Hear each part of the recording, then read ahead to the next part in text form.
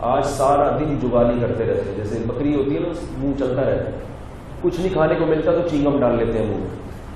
کس قدر بے وقوفی ہے، حماقت ہے چینگم چبانا. انسان اچھا لگتا ہے منہ گھماتا ہوا بکریوں کی طرح. میں بہت حیران ہوتا ہوں ان لوگوں پر جو چینگم کھاتے ہیں. تھوڑی دیر کے لیے منہ کو روک لو اللہ کے بندو. صبح پراٹھے چبائے اتنی دیر کھائے ماشاءاللہ، پھر دوپہر کو منہ کو گھمانا پڑے گا، پھر رات کو، تو اب سکون دے دو تھوڑا سا دانتوں کو. چینگم سے پیٹ تو خراب ہوتا ہی ہے، کیونکہ جب ہم کوئی چیز چباتے ہیں نا تو ہمارا معدہ ایک تیزاب چھوڑتا ہے. معدہ یہ سمجھتا ہے کہ اب نوالا آنے والا ہے، اس حساب سے ایک تیزاب چھوڑتا ہے اس کو ہضم کرنے کے لیے. تو ایک پورا پروسیس ہے، پھر وہ نوالا اترتا ہے، معدہ اس کو ہضم کرتا ہے. جب آپ چینگم چباتے ہیں تو معدہ وہ تیزاب چھوڑتا ہے. معدہ چینگم کے حساب سے بنا ہی نہیں ہے. معدے کو نہیں پتا ہوتا کہ کوئی ایسا پاگل کی دنیا میں جو خامخواہ میں منہ گھما رہا ہوں. معدے میں تو ایک خودکار سسٹم اللہ نے لگا دیا نا پیٹ میں، اس کو دماغ تھوڑی دیا سوچنے کے لیے، اس کو تو ایک خودکار سسٹم کے تحت وہ چلتا ہے.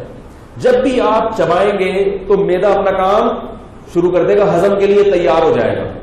اب جب آپ چینگم چبا رہے ہیں معدہ اس چکر میں کہ اب یہ نگلنے کی کوئی چیز ہے نہیں، تو معدہ وہ تیزاب چھوڑنا شروع کرتا ہے. اور پھر کیا ہوتا ہے، اس کو ملتا کچھ نہیں ہے تو خراب ہو جاتا ہے. بچوں کو بھی چینگم کھلا رہے ہیں اور خود بھی کھا رہے ہیں. یہ بھی بے سکونی کی علامت ہے، کیونکہ جب آپ کی طبیعت میں سکون نہیں ہے تو سکون کے لیے مصنوعی طریقے اختیار کرنے پڑتے. یار کچھ تو منہ میں ہو.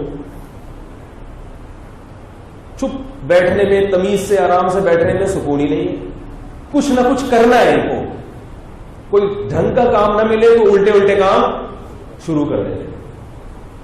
یہ بھی پاگل ہونے کی علامت، معذرت کے ساتھ ناجائز نہیں ہے، حرام نہیں ہے چینگم کھانا، لیکن بے وقوفی کی بہرحال علامت ہے. یہ اس کی علامت ہے کہ دماغ سیٹنگ پہ نہیں ہے. معدہ بھی خراب ہوگا اور جب الٹے کام کرو گے تو دماغ بھی خراب ہوگا. کیونکہ انسان جب ایک الٹا کام کرتا ہے تو پھر اور بھی اس کی زندگی میں ہر چیز پہ الٹی ہونا شروع ہو جاتی ہے.